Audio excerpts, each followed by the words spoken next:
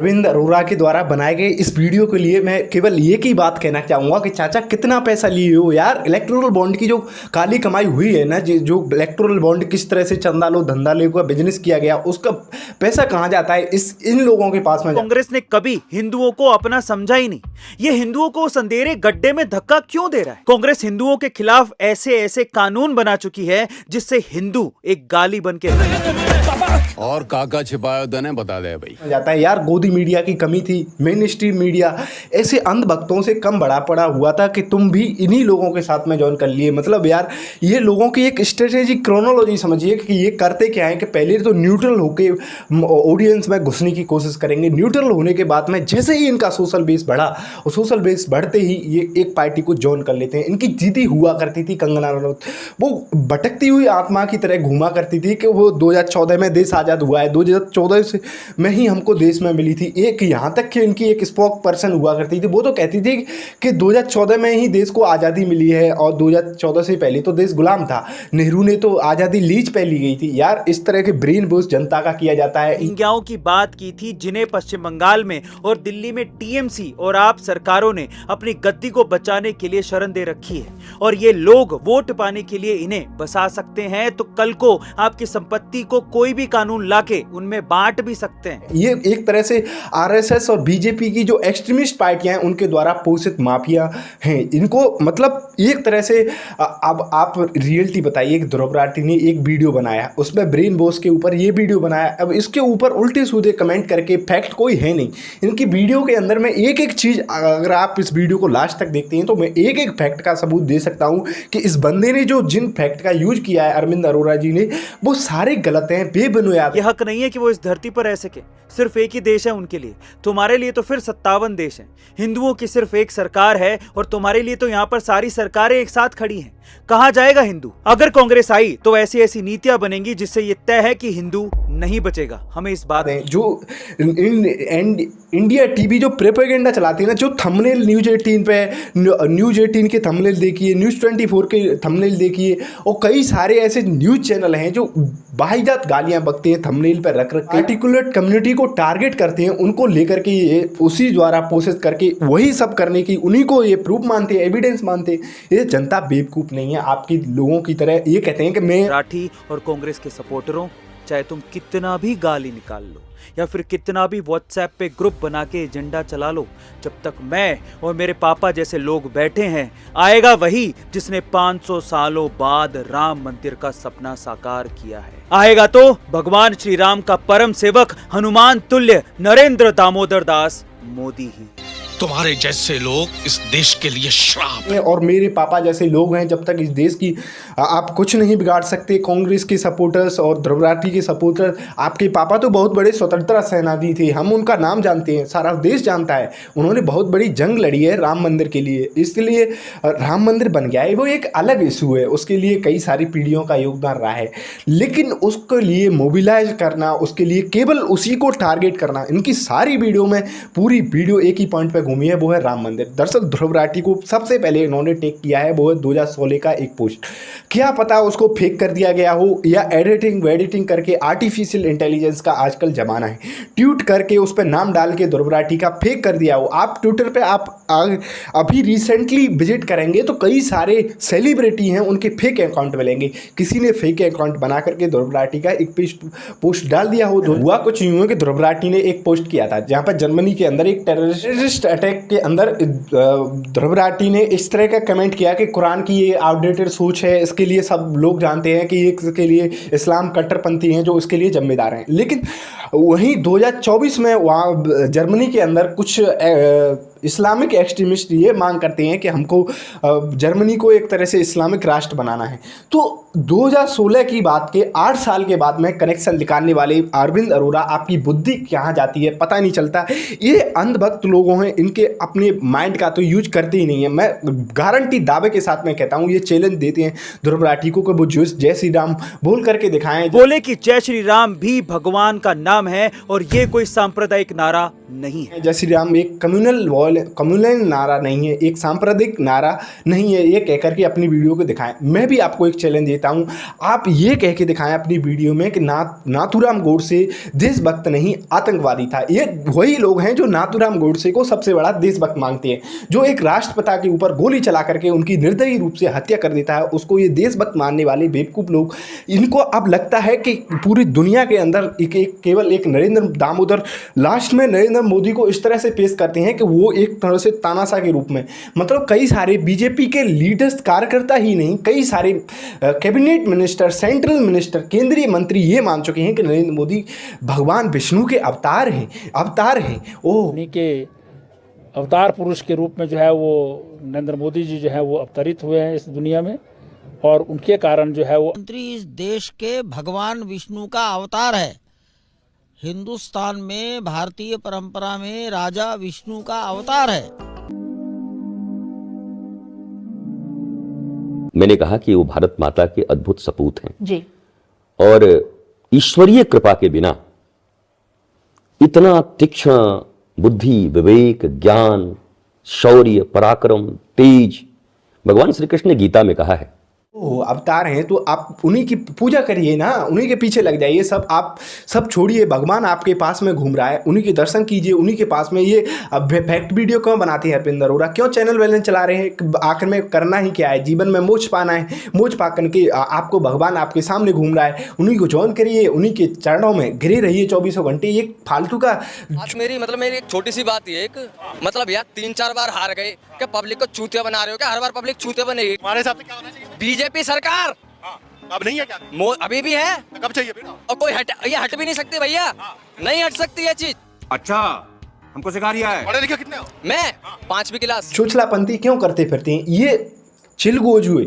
मुझे एक नैया पार के एक टीचर हैं, उनका शब्द याद आ गया कि चिलगोजुआ जो प्रजाति है, इनको फैक्ट से कुछ नहीं लेना देना है यार। इतना मतलब खुद नरेंद्र मोदी की गवर्नमेंट है, गवर्नमेंट ने खुद इस चीज़ को माना है कि हम 70 करोड़ लोगों को राशन देते हैं, हम 5 ट्रिलियन इकोनॉमी बन गए, हम मानते हैं कि पूरी दुनिया की 5वीं सबसे बड़ी अर्थव्यवस्था बन चुके हैं। लेकिन इस बात में भी शर्म आती है कि 70 करोड़ से ज़्यादा लोग हमारे BPL मतलब बिलो पॉवर्टी रेशियो में लाइन के अंदर हैं। दरअसल इस क्रोनोलॉजी, इस बात को समझिए कि जो भारत की GDP बढ़ रही है, ग्रोथ रेट बढ़ रहा है, पूरी जनसंख्या, पूरी जो हमारी आबादी है उसको फ़ायदा नहीं हो रहा है। एक स्मॉल पॉपुलेशन है, कुछ मिले जुले लोग हैं, जो मित्र लोग हैं, उन्हीं को फायदा हो रहा है यार। आपको पता नहीं है कि 21 लोग ऐसे रिचेस्ट लोग हैं, उनके पास में भारत की आधी आबादी से ज़्यादा संपत्ति उन्हीं के पास में, केवल 21 लोगों के पास में। अगर 100 अमीर भारत के निकाल लिए जाएं तो वो लगभग 2/3 आबादी के बराबर संपत्ति उन्हीं के पास में। ऐसे ही लोग हैं ये, इनके बारे में नहीं बोलेंगे कि जो गरीब होता जा रहा है, अमीर होता जा रहा है इस गवर्नमेंट की पॉलिसी के जरिए, उसके बारे में इनको कुछ लेना देना नहीं।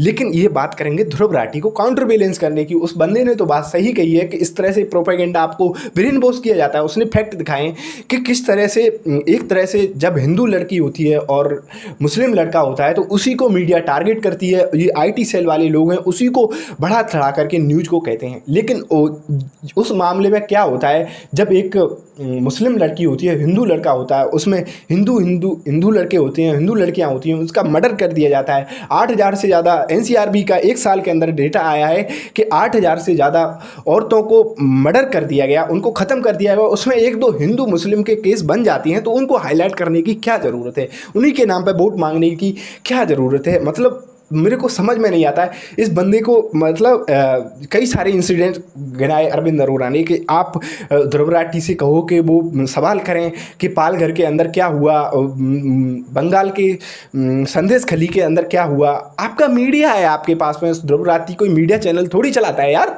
आपको इतना भी पता नहीं है कि वो मीडिया चैनल नहीं चलाता है, वो तो यूट्यूब चैनल चलाता है। वो बंदा कहाँ कहाँ घूमता पड़ेगा। आप जाइए, रिपोर्ट करिए। अरोड़ा से कहूँगा कि अरविंद चाचा से कहूँगा, यार तुम मतलब किस तरह से प्रोपेगेंडा, हर पार्टी तुम्हारे लिए गुनहगार है। अरविंद केजरीवाल से कहते हैं कि आपने सर्जिकल स्ट्राइक और पुलवामा अटैक के ऊपर सवाल उठाए, आर्मी के ऊपर सवाल उठाए। भाई हद होती है, एक लीमा झूठ बोलने की भी लिमिट होती है। अगर आप आटे में नमक मिलाएंगे तो चल जाता है यार, जब नमक में ही आटा मिलाओगे तो किस तरह से चल जाएगा। अरविंद केजरीवाल ने कब आर्मी पे, इंडियन आर्मी की इफिशिएंसी पे, उसकी योग्यता पे कब सवाल उठाया? भाई मेरे को बता यार, फैक्ट दिखा। अपनी वीडियो के अंदर ये थंबनेल मत लगाया करो कि न्यूज़ 18 19 का ये थंबनेल है, लव जिहाद वाला, ये मुल्लों वाला, इस तरह के न्यूज जो थंबनेल कुछ होती हैं, न्यूज कुछ होती हैं, ये मेन स्ट्रीम मीडिया है, वो तो पहले से ही ब्रेन वॉश हो चुकी है। उसके आप कोर्ट हिस्ट्री लोगे, उसके वहाँ से फैक्ट दिखाओगे, सब ये आरोप लगाए कि वो गौ हत्याओं के आरोपियों पर गोली चलवा दी, और जो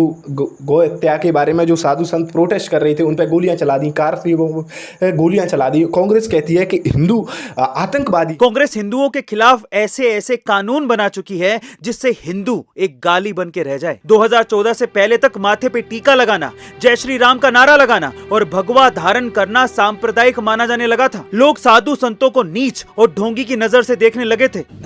मैं कब हो गया ये? कब हुआ कब? आदि है, मतलब राहुल गांधी का एक स्टेटमेंट है, आज तक मैं इनकी कोर्ट हिस्ट्री से पीछे से ही देखिए कि राहुल गांधी ने हिंदू कट्टरपंथियों को देश के लिए खतरा बताया है। 2009 का एक स्टेटमेंट है, उसी को लेकर के ये कहता है कि हिंदुओं को आतंकवादी बना दिया। यार कुछ भी, मतलब आप कुछ भी तोड़ मरोड़ के पेश करोगे। ये हम बेवकूफ़ लोग हैं, अनपढ़ लोग देख रहे हैं, या आप प्रोपेगेंडा फैला रहे हैं। आप सच में बीजेपी ज्वाइन कर लो। आपके ही जैसा एक व्यक्ति था, मनीष कश्यप, बहुत बड़ा अपने आप को बिहार बदलने चला था, बीजेपी ज्वाइन कर लिया। यार बिहार से चुनाव नहीं लड़ रहा, आसानसोल से।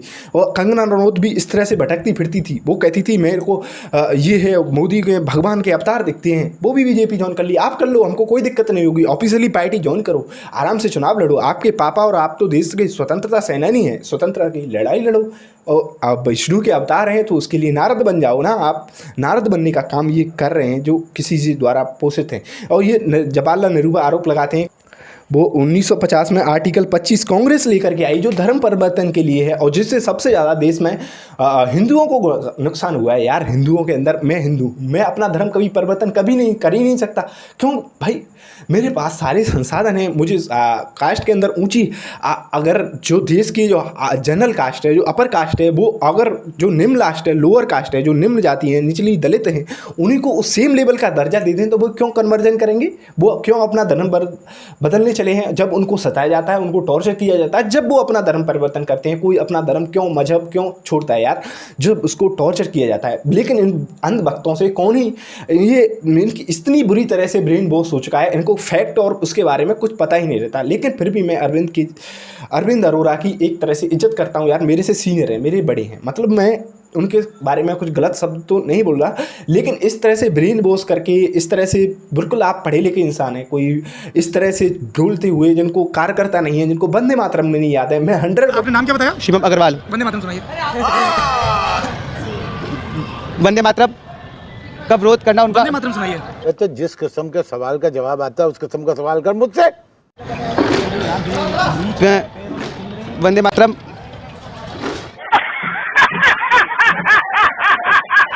अभी मुझे फिलहाल 100% श्योरिटी के साथ मैं कह सकता हूं कि आपको जनगण मन वंदे मातरम शायद ही मुश्किल ही याद होगा, मतलब याद ही नहीं होगा। यार ऐसे कार्यकर्ता घूमते हैं, सुरेश चावल के है, वो खुलेआम में ओथ लेते फिर रहा है। शपथ लेते हैं, वचन देते हैं, संकल्प करते हैं, हिंदुस्तान को हिंदू राष्ट्र बनाने के लिए,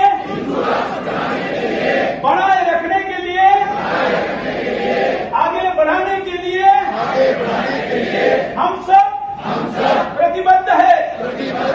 इसके लिए आवश्यकता पड़ी तो हम बलिदान देंगे, आवश्यकता पड़ी तो लेंगे, लेकिन किसी भी कीमत पर हिंदुस्तान को हिंदू राष्ट्र घोषित करेंगे। मतलब इस तरह से हिंदुओं के अंदर एक डर ते रह जाएंगे। पहला, अपनी जमीन कैसे बचाएं, और दूसरा, अपना धर्म कैसे बचाएं। वो लोग गजवाए हिंद का सपना देखे बैठे। आपकी जमीन जायदाद पर वक्फ के कब्जे का खौफ और पंडित पुरोहित और हिंदू बनिए को हिंदू होने के कारण पलायन करना पड़ जाएगा। ये आपके अस्तित्व का चुनाव है। बचे रहना है तो उसे चुनो जो तुम्हारे हितों की रक्षा करे, नहीं तो जय श्री राम लिखना छोड़ो, बोलने के भी लायक नहीं बचोगे। यार बिठाने की कोशिश की जा रही है कि आपको केवल मोदी ही है, जो कि मोदी ही विष्णु के अवतार हैं, वही आपको सारे कष्टों से बचा सकती हैं, और इस दुनिया में कोई जन्मा ही नहीं है, कोई हुआ ही नहीं है जो आपको कष्टों से बचा दे। यार जो रियल इशू हैं, जो पॉवर्टी है, लोग कितनी गरीबी भुखमरी से मर रहे हैं आज भी। यार लोगों के अंदर पीने का पानी नहीं है, कितने लोग सड़कों पर मर जाते हैं। जब विष्णु के अवतार होते हैं तो वो इन सबको दूर क्यों नहीं कर देते। इस तरह के एक्सट्रीमिस्ट हैं जो बजरंग दल है, जो हिंसा फैलाते हैं यार, जो एक दूसरे मजहब के अंदर जो अमन चैन बना हुआ है उसे तोड़ने की कोशिश करते हैं और आपस में हिंसा फैला करके एक लोगों को आपस में भिड़वाने का काम करते हैं। उनको रोकने की जरूरत है। ये देश के अंदर तो डिक्टेटरशिप जो तानाशाह होता है वो मैं नहीं कह रहा कि देश के अंदर अभी डिक्टेटरशिप पूरी देश के अंदर बनी हुई है, लेकिन आपके लक्षण दिखाई देते हैं। सूरत कांड हुआ जहां पे आप कांग्रेस के प्रत्याशी का रद्द कर दिया गया और निर्बोध मुकेश दलाल को वहां पर बीजेपी का सांसद घोषित कर दिया जाता है। इंदौर के अंदर हुआ, पुरी के अंदर हुआ, कई जगह ऐसी कोशिश की जा रही है कि जो विपक्ष के अपोजिशन लीडर खड़े हुए हैं उनको किसी तरह से दबा करके टॉर्चर करके उनको किसी तरह से बिठा दिया जाए। ये गलत हो रहा है यार, सही नहीं हो रहा। चंडीगढ़ के अंदर क्या हुआ, डेमोक्रेसी को ख़त्म करने की जो काम किए जा रहे हैं, अब जो भी तानाशाह हुआ है, जितनी भी हिस्ट्री में तानाशाह देखोगे तो उनके लक्षण दिखाई पड़ते हैं। तानाशाह मेजोरिटी को ही टारगेट करते हैं। उनका सबसे बड़ा टारगेट हिटलर ने किया जर्मनी के अंदर, नाजी कम्युनिटी को टारगेट बना करके ज्यूज को मारा। ऐसे ही इस तरह से देश की 80% आबादी को अपने साथ में लेकर के 20% को सताना ये सही नहीं है। इसके वोट बैंक के लिए आप भी अपनी जो आपके आसपास में इस तरह से हेट क्रिएट की जा रही है, इस तरह से एक तरह से बहुत बड़ी गैंग है। ये पोषित लोग हैं जो इनके पास में पैसा फंडिंग आती है, जो इलीगल सोर्सेज के जरिए फंडिंग आती है यार। वो गायों को बीफ एक्सपोर्टिंग कंपनी, गाय का मांस बेचने वाली कंपनी से चंदा ले सकते हैं तो वो कुछ भी कर सकते हैं इस देश के लिए।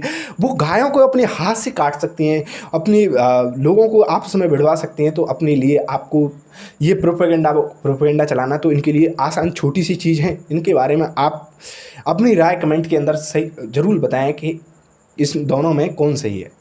जय हिंद, मिलते हैं नेक्स्ट वीडियो में।